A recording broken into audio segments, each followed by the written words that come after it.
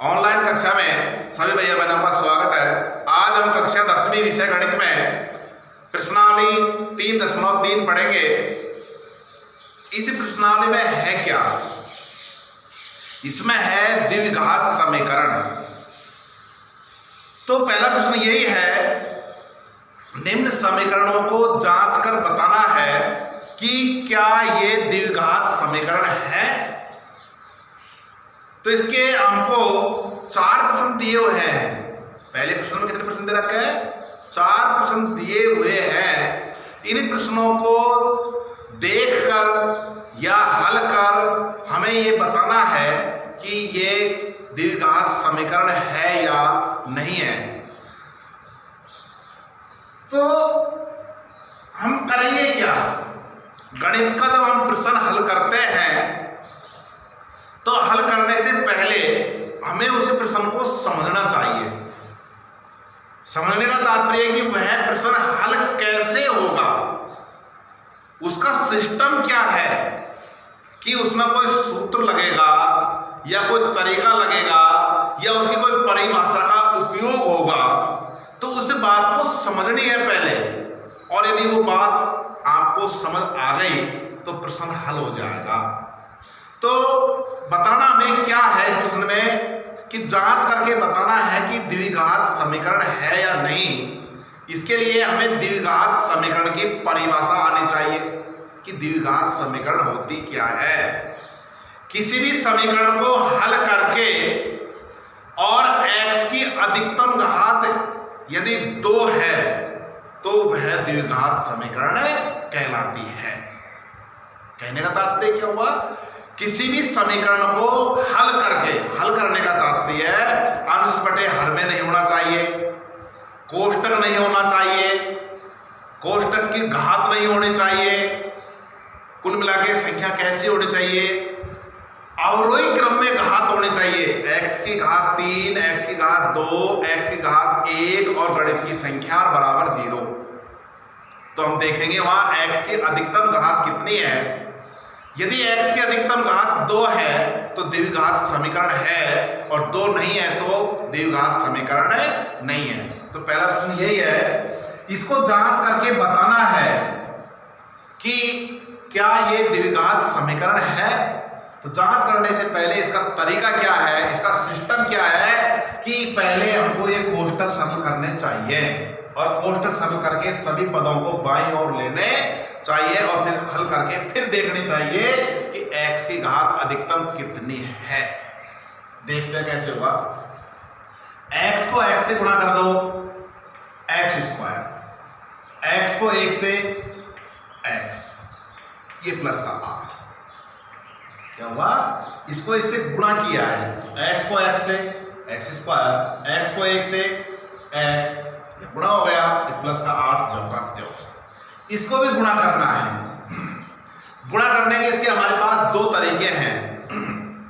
एक तरीका तो यह है कि हम x को इस कोष्टक से गुणा कर दें और +2 को भी इस कोष्टक से गुणा कर दें। और दूसरा तरीका क्या है, इसमें बीजगणित की सर्व समीकरण लगा दें। एक बार प्लस में और एक बार माइनस में है तो a square minus b square, यानी ये बीजगणित की सर्व समीकरण भी लगा सकते हैं। तो गुणा कैसे करेंगे? a प्लस b और a माइनस b तो होता है a square minus b square. ये कितना हो गया? x square minus 4। अब सभी पदों को बाईं ओर ले लो, x square plus x plus 8 इधर आएगा तो क्या होगा? ये चिन्ह बदलेगा। ये प्लस का था तो क्या हो गया? माइनस, और यह माइनस का है तो क्या हो गया? प्लस। ये बराबर 0। इसको हल करो, ये माइनस x स्क्वायर, ये प्लस का x स्क्वायर, ये बच गया x प्लस 8 4 12 बराबर 0।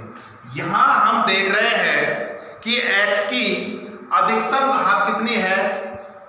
x की अधिकतम घात यहां पर 1 है, इसलिए यह रेखिक समीकरण है। घात जब 1 होती है तो उसे रेखिक समीकरण बोलेंगे, घात 2 होती है अधिकतम तो वहां द्विघाती समीकरण बोलेंगे। और x की अधिकतम घात कितनी है? 3 है तो त्रिघाती समीकरण कहलाएगी। यहां x की अधिकतम घात 1 है। यहां x की अधिकतम घात कितनी है? 1 है। इसलिए दी गई समीकरण द्विघाती समीकरण नहीं है।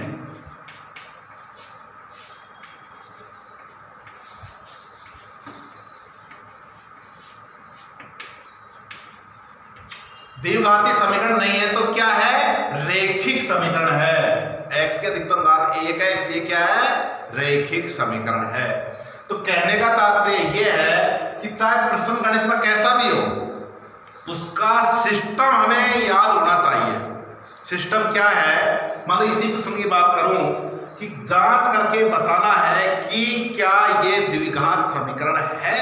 जांच हम कैसे करेंगे?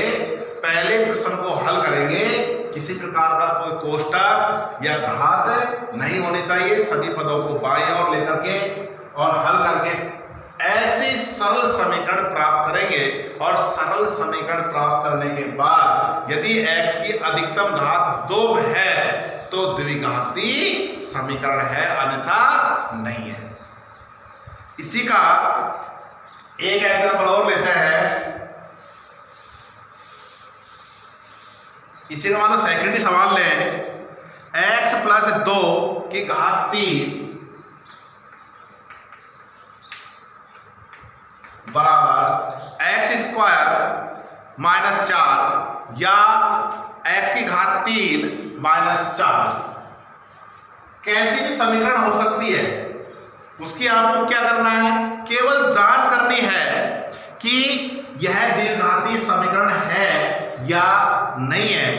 केवल जांच करना होता है। चाहे प्रश्न 2 हो, 4 हो, कितने हल कर लो।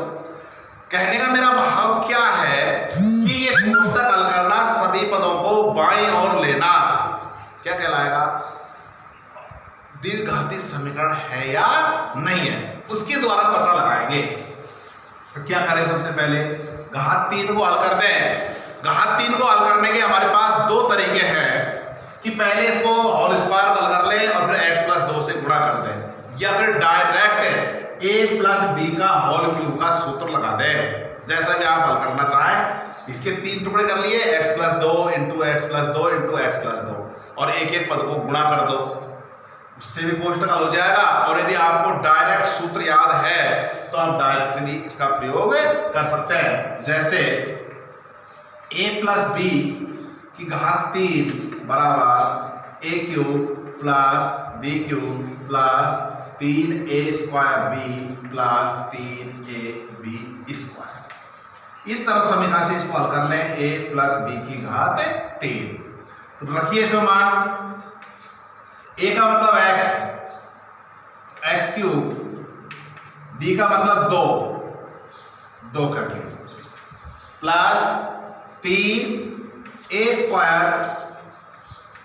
b + 3ab²। ये हल कर दिया। ये तो शुरू में x³, ये y³ y के स्थान पर b मान लिया हमने। b बराबर कितना आया? 2 + 3a² b + 3ab², और ये बराबर x³ - 4। ये हल हो गया। अब ये कोष्टक और लग गए, कोष्टक को हल कर लो। x³ 2 का क्यूब कितना होता है? 2 × 2 × 2, 2 × 2 = 4, 4 × 8 प्लस 3 × 2 = 6, और ये x²। ये है 4, 4 × 3 = 12, और ये x। पहले इसका हल होगा। स्क्वायर तो 4, 4 × 3 = 12, 12 को x से गुणा कर दिया, x बराबर x³ - 4। सभी पदों को क्या करना है? बाईं ओर लेना है। x³ + 8 + 6x² + 12x, ये बाईं ओर आएगा तो चिन्ह बदलेगा, माइनस का x³ बाईं ओर लेंगे तो क्या होगा, प्लस का 4 बराबर 0। x से x की घात 3 प्लस का है और x की घात 3 माइनस का है, इसलिए कट गया। अब हम देख रहे हैं पहले x स्क्वायर कितना है 6,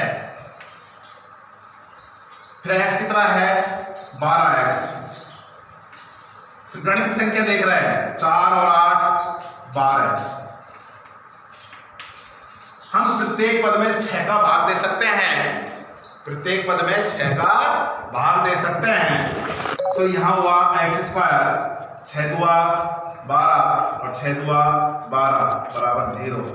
यहां x की अधिकतम घात कितनी है, यहां x की अधिकतम घात 2 है, इसलिए यह द्विघात समीकरण है, यह द्विघात समीकरण है। आपको केवल पता ही तो लगाना है कि जांच करके कि क्या यह द्विघाती समीकरण है या नहीं है। तो हमने क्या किया, इसके कोष्टक को हल कर लिया, सभी पदों को बाईं ओर ले लिया, बाईं ओर एडजस्ट करके फिर हमने ये एक सरल समीकरण प्राप्त कर ली। इस सरल समीकरण के द्वारा हम देखते हैं कि x की अधिकतम घात कितनी है। यदि x की अधिकतम घात 2 है तो वह द्विघाती समीकरण है, और 2 नहीं है तो द्विघाती समीकरण नहीं है। अब मान लो इस द्विघाती समीकरण को हल करना है, तो हल करने के लिए हम कैसे हल करेंगे, उसके लिए हम अगले कालांश में सवाल नंबर 2 को हल करेंगे कि द्विघाती समीकरण को कैसे हल करते हैं। इसकी हमारे पास 3 विधियां हैं, गुणनखंड विधि, पूर्ण वर्ग विधि और एक द्विघाती सूत्र और है। तो हम 3 विधियों के द्वारा उसे समीकरण को हल कैसे करेंगे उसका अगले कालांश में चर्चा करेंगे। आज का हमारा कालांश यही समाप्त होता है कि आपको पता होना चाहिए कि वास्तव में द्विघात समीकरण होती क्या है। ऐसी सरल समीकरण जिसकी अधिकतम घात 2 हो वह द्विघात समीकरण कहलाती है। सरल का तात्पर्य है उसमें कोष्टक वगैरह नहीं होना चाहिए। x की अधिकतम घात 2, x की 1 घात और गणित की संख्या बराबर 0, यह है सरल समीकरण। और यदि यहाँ x घात 3 और होता तो कहलाएगी त्रिघाती समीकरण।